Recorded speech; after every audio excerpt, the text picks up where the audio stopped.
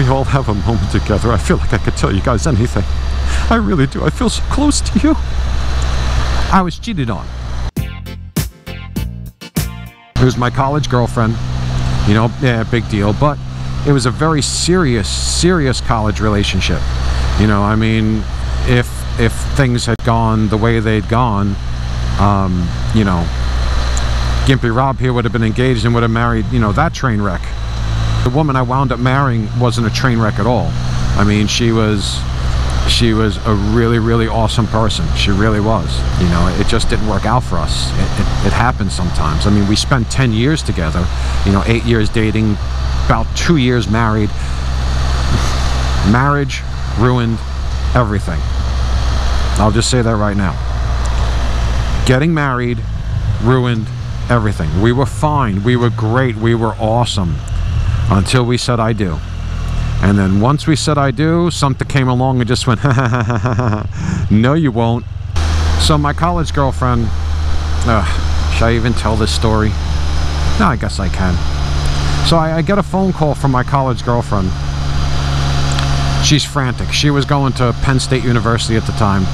I was going to a little school in western Pennsylvania called Slippery Rock University.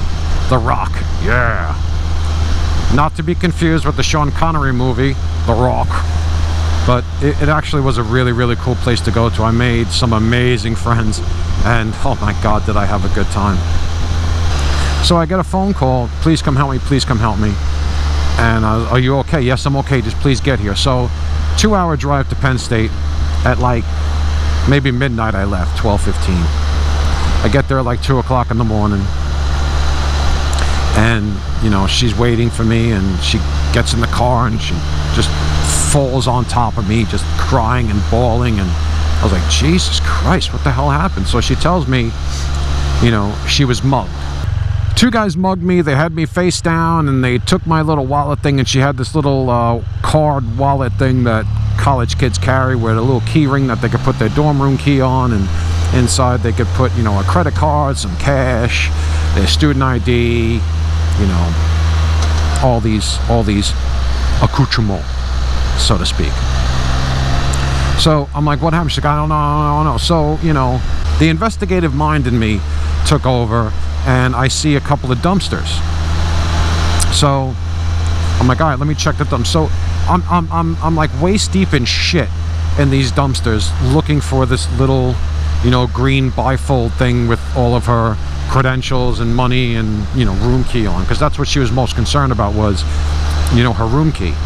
So I'm waist deep in this dumpster looking for her stuff. Finally she's like, look, just get me out of here, just get me out of here, take me back to your place. All right, so now I stink like shit. I stink like absolute garbage, because that's what I was laying in, or standing in, garbage. So we go back to my place, another 2 hours. So by the time we get back to my apartment in Butler, Pennsylvania,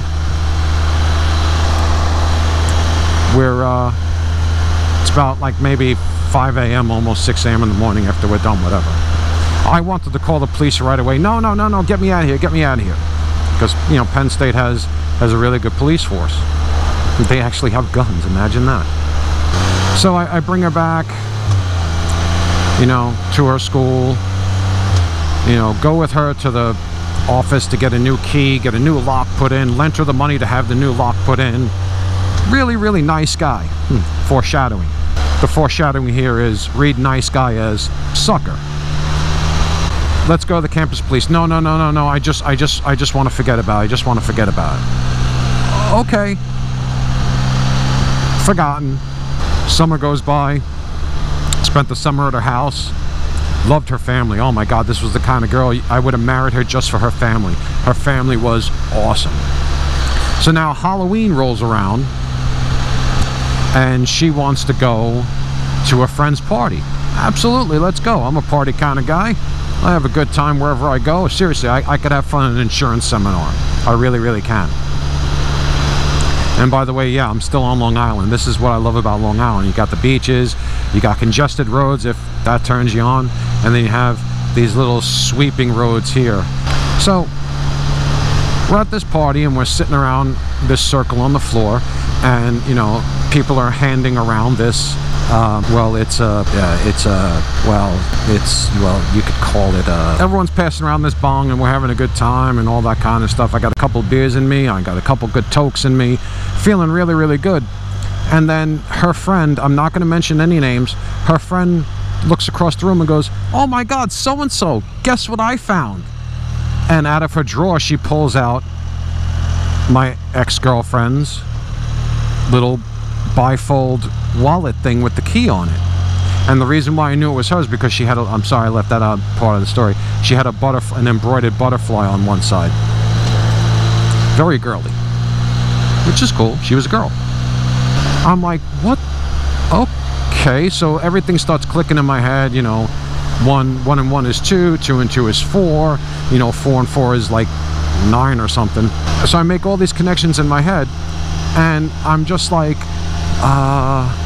and as I'm making these connections, my ex-girlfriend's face is like pale white, like seriously, like she's like, you know, road line white.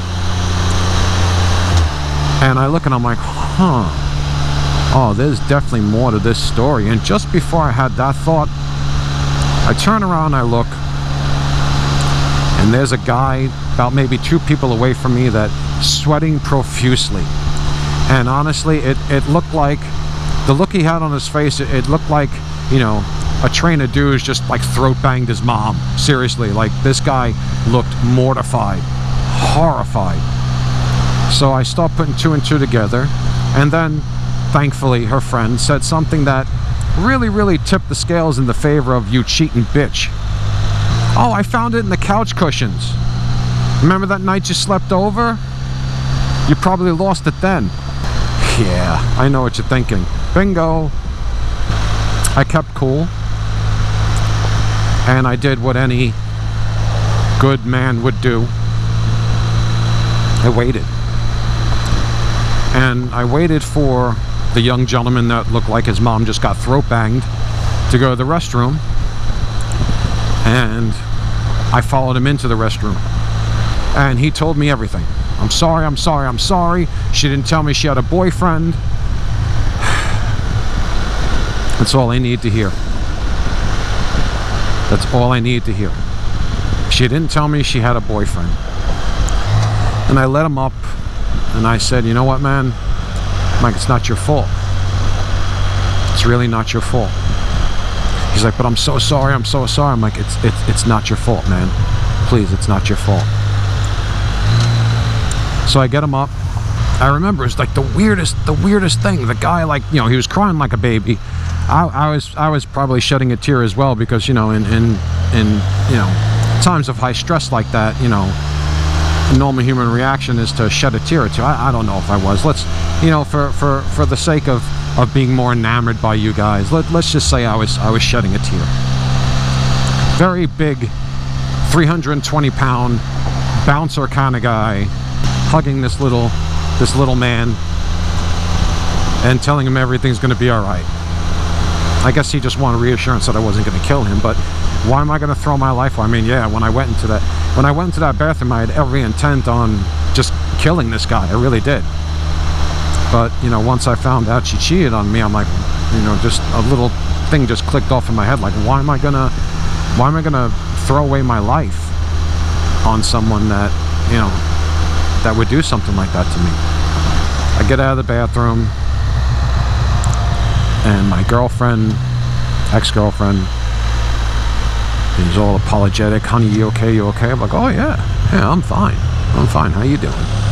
Went back to her dorm, big blowout. Didn't talk to her for a couple of weeks.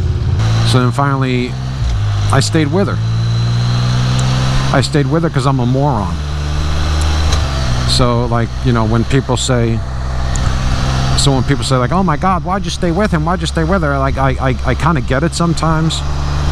It's not always the best decision in the world to leave someone. I don't know. I mean, I was young and stupid, I guess. I don't know. But I stayed with her because she begged and pleaded, and nothing happened, and he tried to take it down. She switched it. He tried to take advantage of me. He tried this, he tried that. I said no way, and, you know, we wrestled a little bit, and she basically made it sound like he was forcing himself on he was forcing himself on her. I don't know how these things work out, I really don't, but she made it sound like he was forcing himself on her, and that I should give her forgiveness and blah blah blah blah blah blah blah. And yes, she admitted to kissing him because she was really f***ed up and she thought it was me and blah blah blah blah blah blah blah blah. So yeah, so I forgave her and spent another like year with her. I think it was a year, who knows. And then I graduated, went back to New York, and she was in Pennsylvania, and long distancing wasn't going to work out, and we just broke up from there. But the fact is, you know, don't cheat. Don't. Because honestly, you're taking someone's trust and someone's love and basically balling it up and like throwing it back in their face. Don't do that to people. It's really, no one should ever go through that. Because when I think back on the hurt that caused inside of me, I mean, yeah, my hurt back then turned to anger really, really quickly. You know, and my thought was like, you know, if you're gonna hurt me like that, well, then I'm gonna hurt you right back. And that's not the way to live your life. It really isn't. So I don't know what the moral of the story is, if there is a moral to the story, but you know, everyone just needs to treat each other a lot better than they do. You know, everyone needs to, you know, just be kinder and gentler and just live with more love. You really do. I mean, if you're with someone that you promise to spend the rest of your life with, then damn it, keep that promise. Don't break it for anything. And if you do feel like you need to break it, then honestly, you shouldn't be with that person. Let them go. Let them go to find someone that they can live their life with, and that, you know, you could find someone that you'll be happy with. It's about how you treat people.